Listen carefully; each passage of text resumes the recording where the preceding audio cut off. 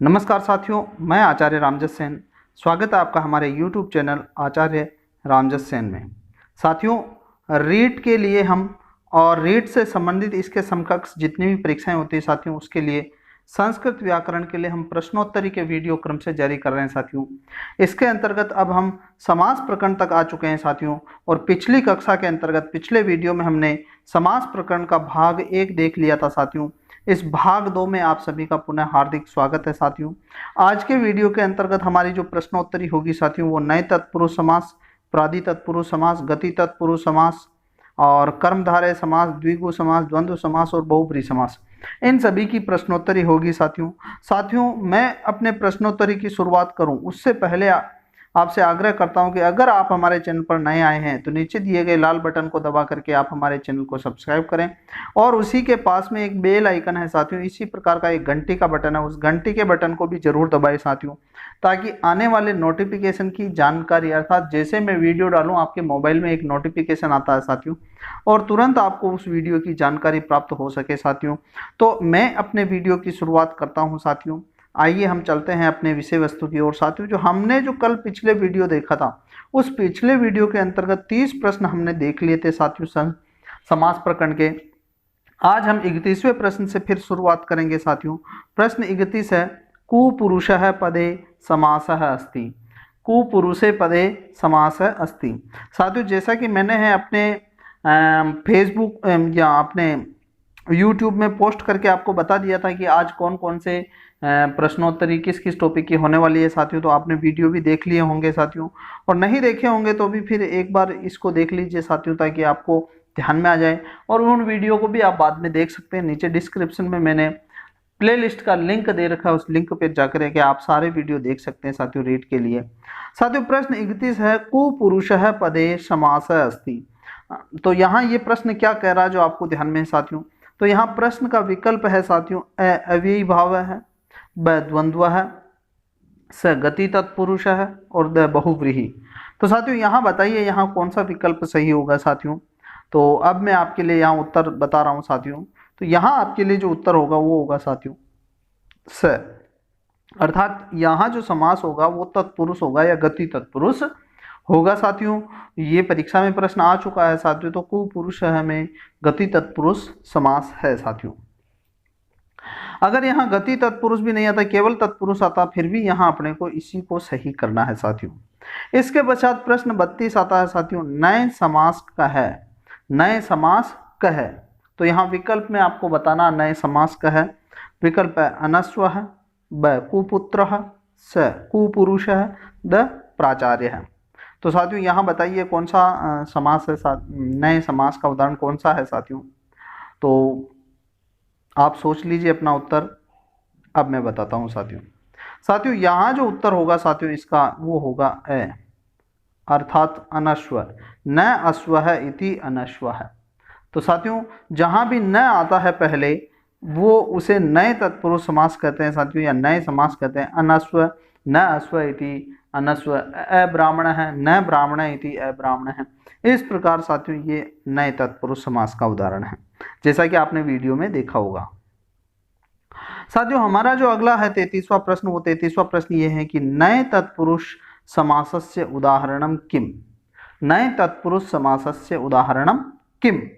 तो यहाँ विकल्प दे रखा है साथियों। विकल्प में है, विकल्प अ है शीतल सलीलम, ब है अनुद्वेगकरम, स है प्रियहितम, द है राग समम। ये तो मेरे ख्याल से आपके लिए सरल प्रश्न है साथियों, आप बता ही दोगे इसका। तो यहाँ बताइए, देखिए क्या उत्तर हो सकता है इसका साथियों। तो यहाँ अब मैं इसका उत्तर बता रहा हूँ साथियों। इसका जो उत्तर है वो है साथियों ब। क्या है साथियों? ब, अर्थात अनुद्वेग करम। अन धन उद्वेग करम, यानी न उद्वेग करम इति अनुद्वेग करम, ये इसका सामासिक विग्रह होगा साथियों। फिर उसके पश्चात बात कर लेते हैं साथियों 34वें प्रश्न की। अब देखो 34वें प्रश्न में क्या कह रहा है कि प्रश्न 34, अनुद्योग है इत्यत्र कह समास है। अनुद्योग है इत्यत्र क समास है।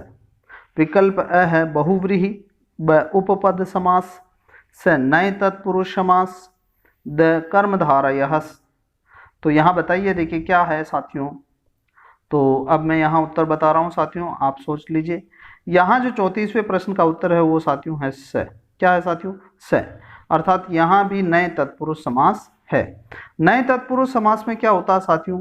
जहाँ सामासिक विग्रह में पहले पद में न होता है और दूसरे पद में कोई ना कोई संज्ञा पद होता है, तो न का हमें क्या करना होता है? या तो अन लिखना होता है और या फिर लिखना होता है ए। ये ए कहाँ लिखना होता है? यदि इस पद के अंदर पहला पद यदि व्यंजन है तो फिर हम लिखेंगे ए, और अगर यहाँ स्वर है तो फिर हम लिखेंगे अन। जैसे उद्योग, यहाँ ये पद आ रहा उद्योग, उद्योग के अंतर्गत उ पहला पद आ रहा, तो यहाँ स्वर है इस कारण हमने पहले अन लगाया तो अनुद्योग पद बन जाएगा। न अश्व है तो यहाँ अश्व में स्वर आ रहा है इसीलिए अनस्व पद बना साथियों।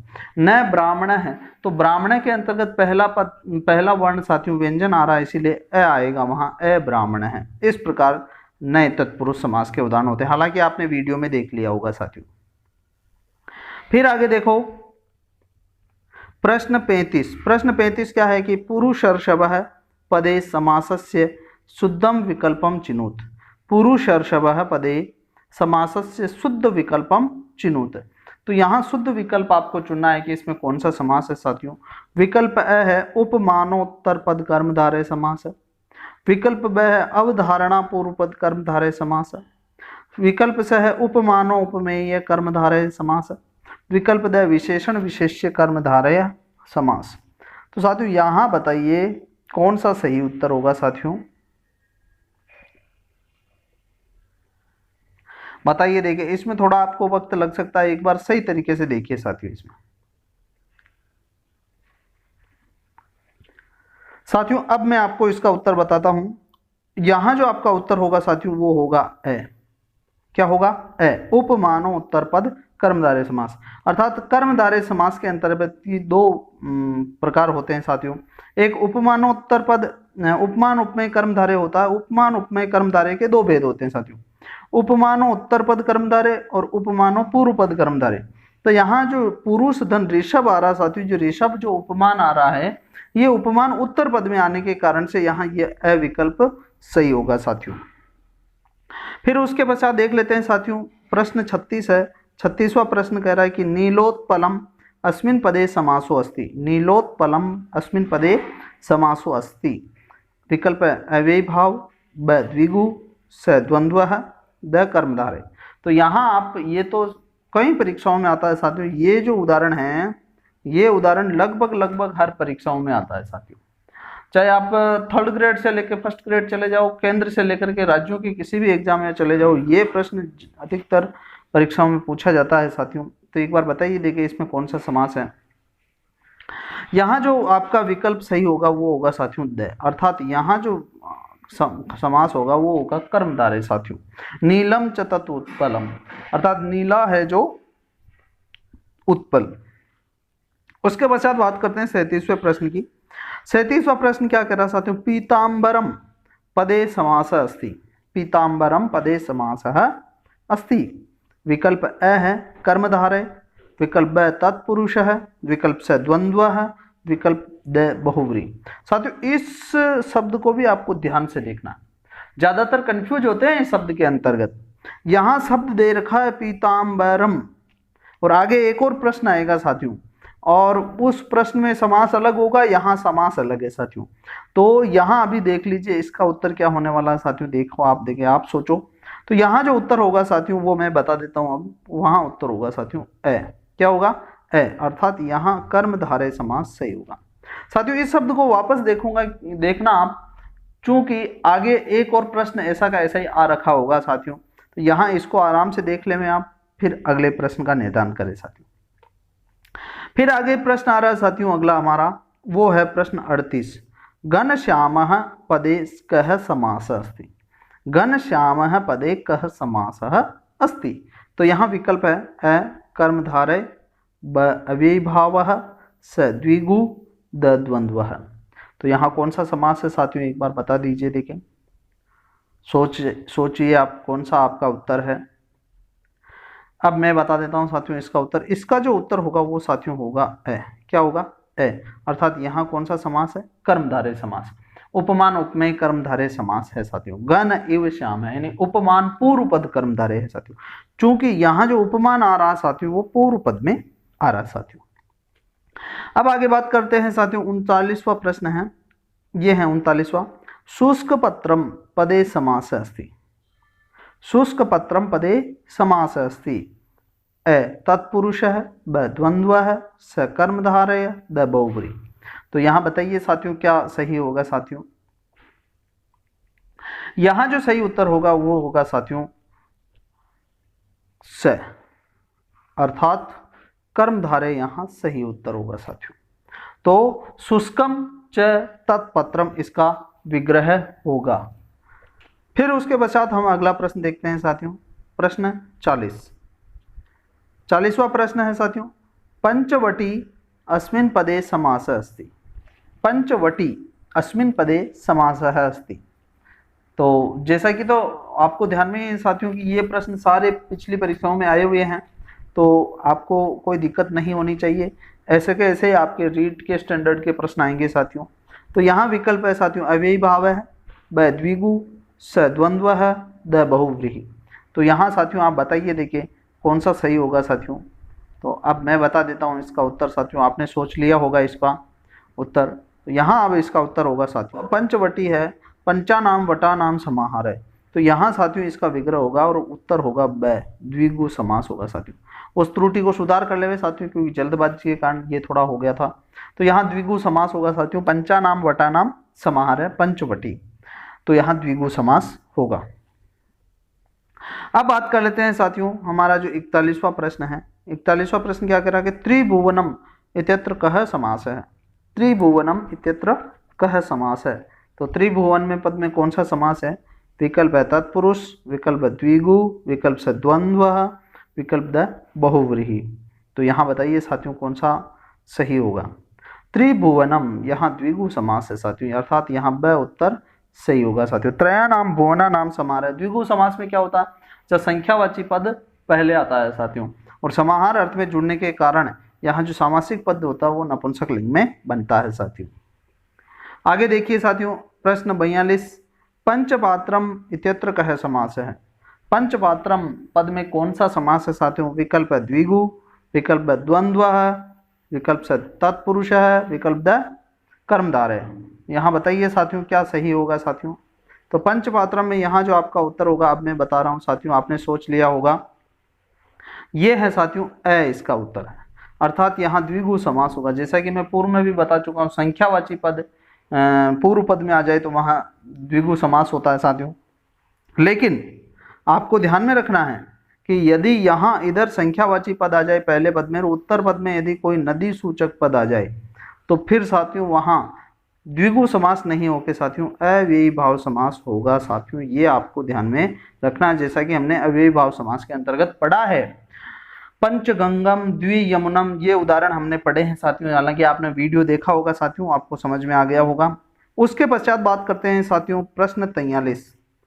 प्रश्न 43 है साथियों अन्य पदार्थ प्रधान है क समास है। अन्य पदार्थ प्रधान है क समास है। तो साथियों यहाँ कौन सा समास होगा? विकल्प है द्विगु, ब द्वंद्व है, स बहुव्रीहि, द अव्ययी भाव है। यहाँ आप बताइए कौन सा सही उत्तर होगा साथियों?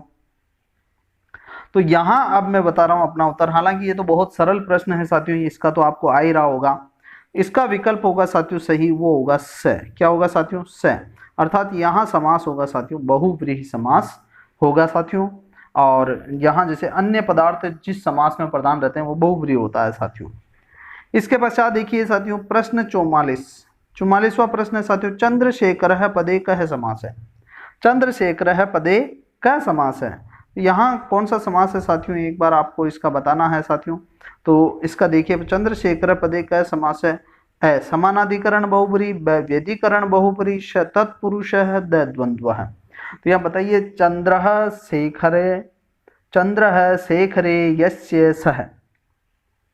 तो अब बताइए देखिए समानाधिकरण व्यधिकरण बहुव्रीहि है या तत्पुरुष है या द्वंद्व है। तो यहाँ जो उत्तर होगा साथियों वो होगा साथियों ब, अर्थात व्यधिकरण बहुव्रीहि समास। व्यधिकरण बहुव्रीहि समास कैसे होगा साथियों? तो यहाँ देखिए कि इसका विग्रह होगा चंद्र है शेखरे यस्य सह। तो साथियों यहाँ तो विभक्ति आ रही प्रथमा और यहाँ आ रही है सप्तमी, अर्थात दोनों पदों में विभक्तियां अलग अलग आ रही हैं और अलग अलग आने के कारण से यह व्यधिकरण बहुब्रीहि समास हो जाता है। अब आगे बात करते हैं 45वें प्रश्न की साथियों। जो 45वां प्रश्न है हमारा, प्रश्न 45, पीताम्बरः पदस्य विग्रह कुरु। ओ, अब देखो एक शब्द पहले आया था पीताम्बरम। साथियों मैं आपको वहां एक बार ले चलता हूं और वो प्रश्न भी हम देख लेते हैं। वो हमारा प्रश्न आया था ये, और ये प्रश्न 37वें नंबर का है, पीताम्बरम पदे कह समास है। तो पीताम्बरम पद में कौन सा समास आया था? कर्मधारय आया था। लेकिन अब वहां जो हमारा प्रश्न है साथियों, वो प्रश्न देखिए आप, ये प्रश्न है पीताम्बरम पदस्य विग्रह कुरु। यहाँ एक नई चीज बताने वाला हूँ साथियों मैं आपको।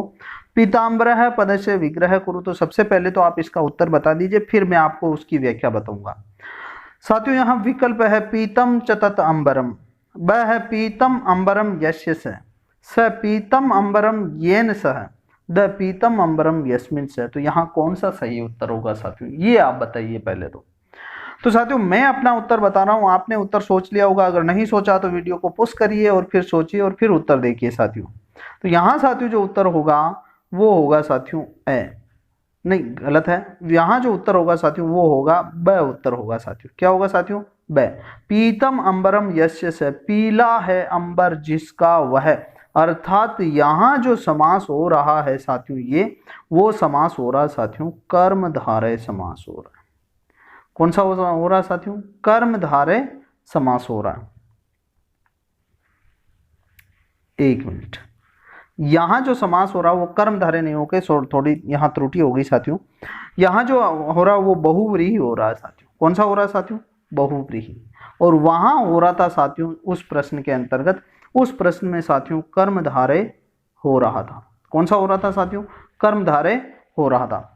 एक तो यहाँ बहुव्रीहि हो रहा, वहां कर्मधारय हो रहा, तो यहाँ आपको क्या अंतर ध्यान में रखना है साथियों, वो अंतर आपको बता देता हूं साथियों। देखो सबसे पहले तो देखो दो पद आए हैं, एक तो आया है पीताम्बरम, ये पीताम्बरम, एक आया है ये पीताम्बर है। तो जहां पीताम्बरम नपुंसक लिंग का पद आ जाए साथियों, तो इसका मतलब वहां समझ जाना कर्मधारय समास है। कौन सा है साथियों? कर्मधारय।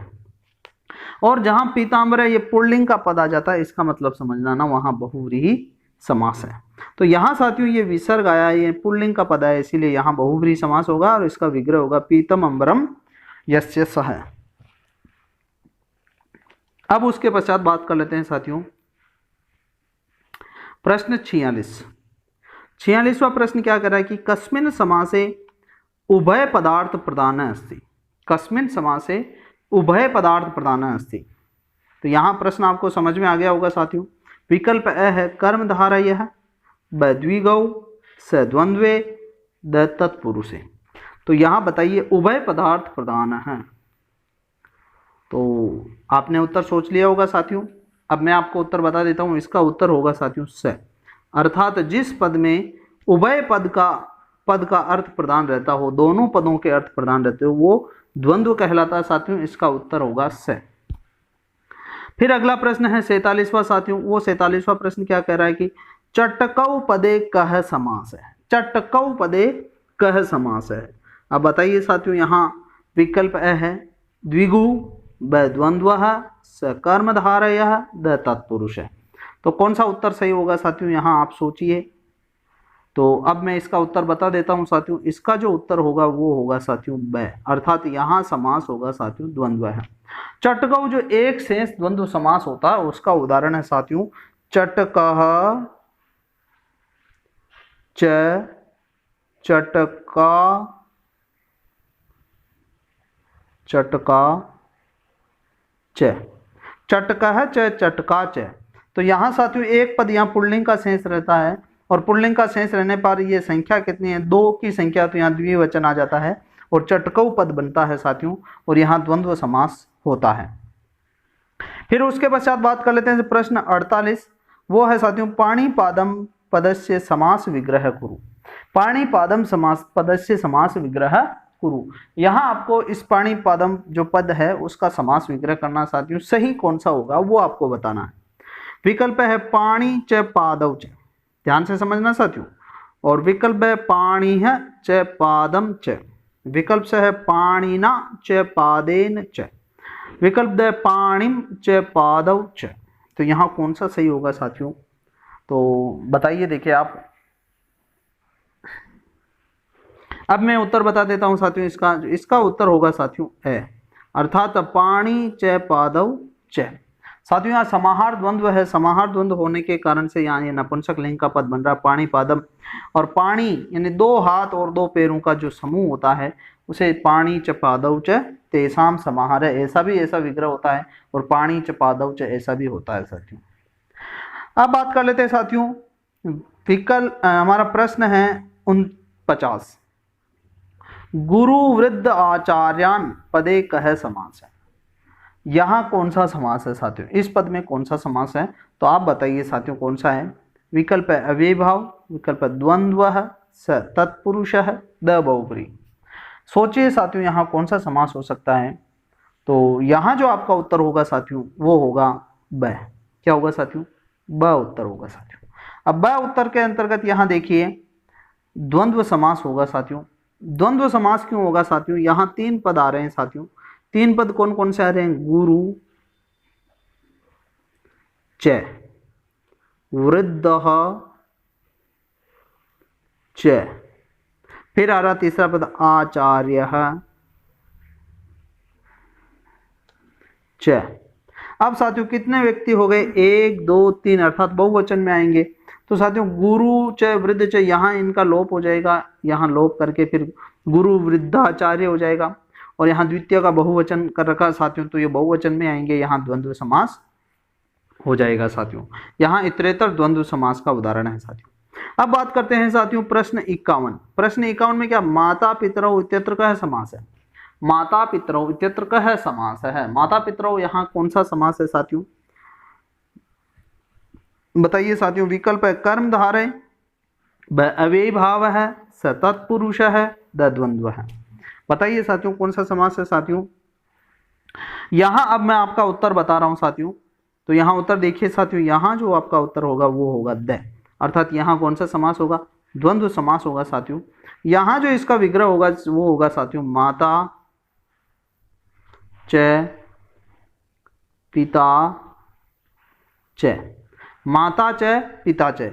यहाँ जो इतरेतर द्वंद्व समास है साथियों, इतरेतर द्वंद्व के अंतर्गत यहाँ इसका लोप प्रथमा विभक्ति का लोप, और माता पितृ ये हो गया साथियों। और यहाँ बन जाएगा फिर इसका द्विवचन आ जाएगा, तो माता पितरौ, ये द्विवचन यहाँ पितरौ पद बनेगा साथियों ऐसे। इसके पश्चात देखिए साथियों यहाँ प्रश्न 51 है। प्रश्न 51 क्या कह रहा है, ये प्रश्न 51 में कह रहा है कि पितरौ पदे विग्रह अस्ति, यानी पितरौ पद में विग्रह होगा। तो इसका विग्रह क्या होगा साथियों, देखिए बताइए। विकल्प है पिता च कन्या च, ब माता च पिता च, स भ्राता च पिता च, द स्वसा च पिता च। तो साथियों यहाँ बताइए आप कौन सा सही होगा साथियों। एक बार सोच लीजिए आप अपना उत्तर, और जल्दी से नहीं सोच पा रहे हैं तो एक बार वीडियो को पुश करके सोच लीजिए साथियों। अब मैं आपका उत्तर बता देता हूं साथियों। यहाँ जो उत्तर होगा आपका वो होगा साथियों ब। क्या होगा साथियों, ब, अर्थात माता च पिता च, माता और पिता। तो अब आपके मन में प्रश्न आ रहा होगा कि ये विग्रह तो आपने यहाँ भी बताया है साथियों। तो यहाँ देखो ये इतरेतर द्वंद्व आता है, इतरेतर द्वंद्व के अंतर्गत दोनों पद आते हैं, और जहाँ एक शेष द्वंद्व आता है उसके अंतर्गत पुल्लिंग पद ही आता है, यानी माता पिता में से पिता शब्द ही शेष रहता और उसमें द्विवचन लगाया जाता है। ये एक शेष द्वंद्व भी है और ये इतरेतर द्वंद्व समास भी है साथियों। तो साथियों मुझे पूर्ण विश्वास है कि ये वीडियो जरूर आपको पसंद आया होगा। अगर ये वीडियो आपको पसंद आया तो अपने सभी मित्रों को शेयर करें साथियों, जो इस समकक्ष कंपटीशन परीक्षा की तैयारी कर रहे हैं साथियों, ताकि उनको भी इसका लाभ मिल सके। इसी आशा एवं विश्वास के साथ आपके उत्तम स्वास्थ्य एवं उज्जवल भविष्य की मंगल कामना करते हुए मैं आचार्य रामजस सेन।